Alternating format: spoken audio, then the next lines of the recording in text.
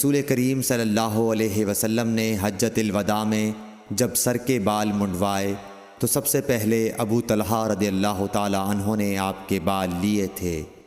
صحیح بخاری حدیث نمبر 171۔ رسول اللہ صلی اللہ علیہ وسلم نے فرمایا کہ جب کتا تم میں سے کسی کے برتن میں سے کچھ پی لے تو اس کو 7 مرتبہ دھو لو تو پاک ہو جائے گا۔ صحیح بخاری حدیث نمبر 172۔ رسول کریم صلی اللہ علیہ وسلم نے فرمایا کہ ایک شخص نے ایک کتے کو دیکھا جو پیاس کی وجہ سے گیلی مٹی کھا رہا تھا، تو اس شخص نے اپنا موزہ لیا اور اس سے پانی بھر کر پلانے لگا حتیٰ کہ اس کو خوب سیراب کر دیا۔ اللہ نے اس شخص کے اس کام کی قدر کی اور اسے جنت میں داخل کر دیا۔ صحیح بخاری حدیث نمبر 173۔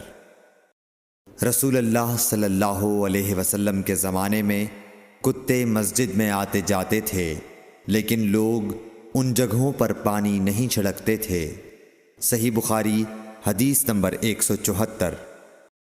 عدی بن حاتم کہتے ہیں کہ میں نے رسول اللہ صلی اللہ علیہ وسلم سے کتے کے شکار کے متعلق دریافت کیا تو آپ صلی اللہ علیہ وسلم نے فرمایا کہ جب تو اپنے سدھائے ہوئے کتے کو چھوڑے اور وہ شکار کر لے تو اس شکار کو کھا، اور اگر وہ کتا اس شکار میں سے خود کچھ کھا لے تو اس کو نہ کھائیو، کیونکہ اب اس نے شکار اپنے لیے پکڑا ہے۔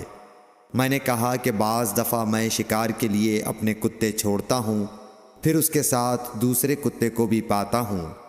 آپ صلی اللہ علیہ وسلم نے فرمایا پھر مت کھا، کیونکہ تم نے بسم اللہ اپنے کتے پر پڑھی تھی، دوسرے کتے پر نہیں پڑھی۔ صحیح بخاری حدیث نمبر 175۔